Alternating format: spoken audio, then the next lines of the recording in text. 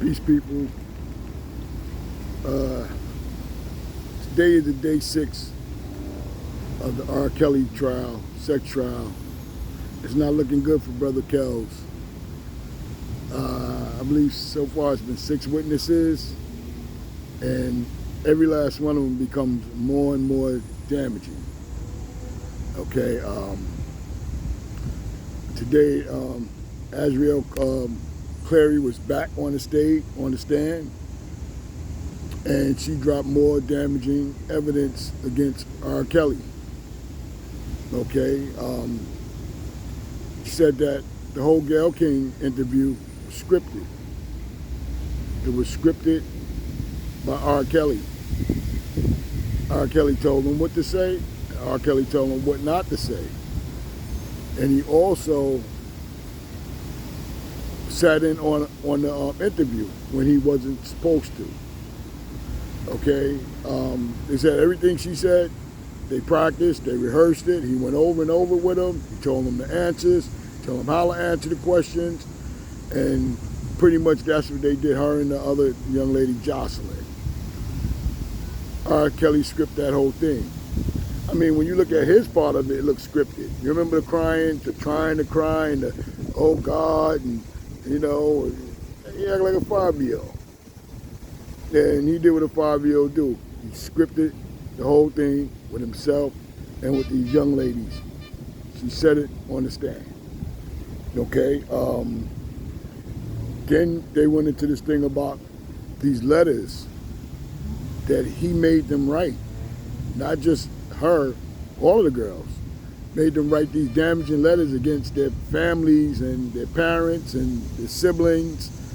You know, in one case, in Ariel's case, it was that her father sexually abused her, which was a lie. But apparently, you know, but he told them to write these type of letters to the mothers, to the fathers, sisters, brothers, to everybody, and it was based on something like this happening now, where he could use these letters as proof that, you know, these girls was doing all of this shit and they was confessing to him. When all reality is, he was making these girls write these letters and threatening them, saying they're going to send them to their parents or whatever. However, they never sent none of the letters to the parents. He sent the letters to his lawyer. See, yeah, I remember, R. Kelly is not a new pony in his rodeo. R. Kelly been brought up on charges since 1986. And when you get familiar with the court systems and how these lawyers work or whatever, you start thinking of ways how you gonna beat the system for shit down the road. And that's apparently what he was doing with these letters. Because right now, he had his attorney make her read these letters out loud in court. And that's what she did. But when she started reading the letters, anybody with common sense listening to this like saying, this shit makes no sense. You know, why would these girls write these letters? And at one point, in one of the letters she was reading, it was so unreal, she started laughing. Started laughing during the testimony. So, you know, it's the same thing with R. Kelly. He's manipulating the system. He's manipulating he manipulates these women, that's no doubt about it. But, yeah, he used these letters for protection for himself, you know, and, you know, there's all kind of stuff going on. Like, he told them that the parents had sold them to him. Yeah, sold them like cattle or anything else to him, and that basically they belonged to him because they were sold. He said that Ariel's parents wanted to be his business partners, and the father has a lighting company or something, and he wanted to become R. Kelly's lighting man for his concerts and all of this. He wanted to get some kind of contract with him, and R. Kelly refused him. And then it came up to this thing about, said that R. Kelly sold it to the mother for bricks. Anybody from the street know what bricks are. And I couldn't understand, why would you sell somebody for bricks. We could just take the money and you ain't gotta be bothered with the risk of the bricks. I mean, anybody from the street know better than that. You gonna take some bricks, you gonna take some cash. Take the cash every time. You gotta get rid of the bricks. You gotta know who to get rid of them too. You know, so they wanted to be his business partners, and R. Kelly told him no.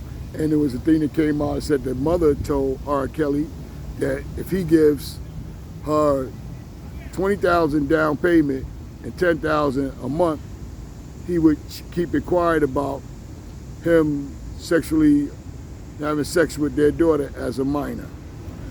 You know, so he was trying to make it sound like the parents was trying to buy them, but all of this alleged because there's no facts that none of this ever happened. This was R. Kelly talking his own madness. So, you know, that's what went with that. Okay. Then you had then they finished up her case, which was very damaging to R. Kelly. Oh, also, well, how I forget this part. She said that R. Kelly had someone he called nephew.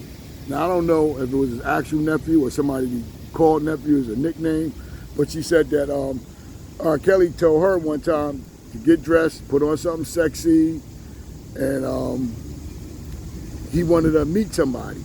So she said she heard this name nephew before the meeting, but she never knew who he was or whatever.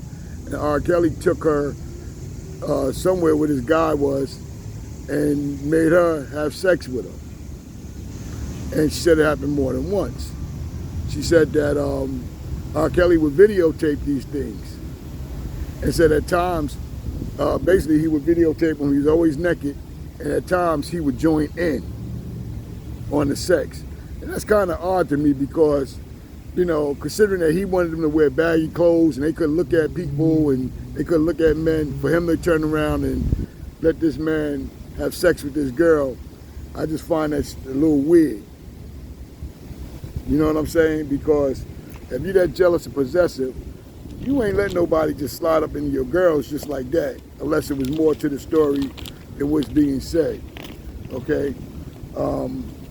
But then the next person on the stand, they brought somebody else on the stand, was a pastor, Keith Williams.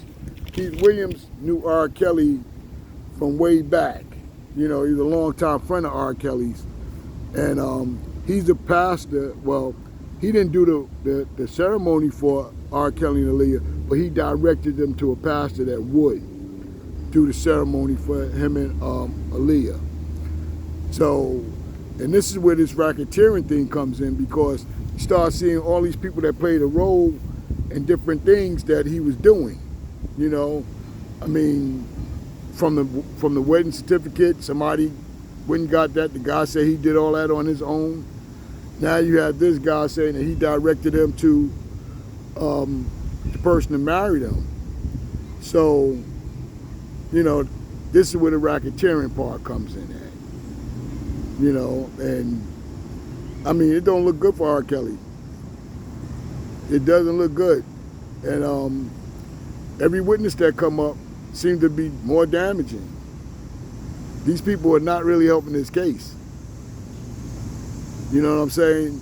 You have a lot of people out here that's really believing that R. Kelly is innocent, you know, and getting mad about it. And they're out there protesting in front of the courts, you know, people arguing online about it because people got their own opinion about it.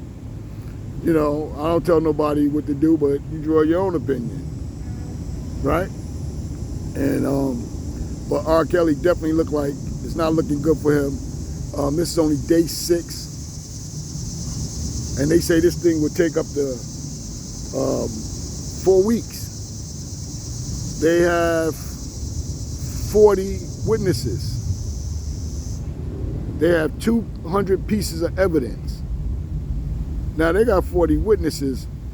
They're only up to 6. You mean to tell me it's 34 more people? And I think it's 3 more of the girls going to testify coming up too.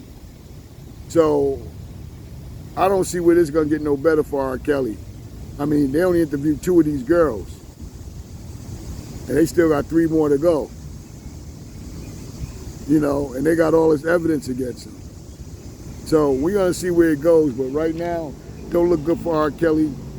Something else I didn't understand. They said that R. Kelly was reading the transcripts and writing notes to his lawyer. They also said he was writing songs in jail. I thought R. Kelly couldn't read or write. Either R. Kelly wouldn't, what is that shit called?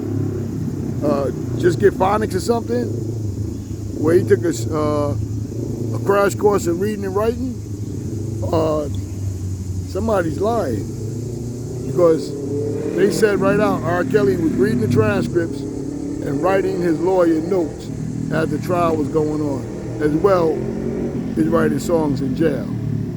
So now what is it? Can he read and write, or can he? I mean, all the money he got, if he couldn't read and write when they said he couldn't read and write, he damn sure got enough money to go get somebody to teach him how to read and write.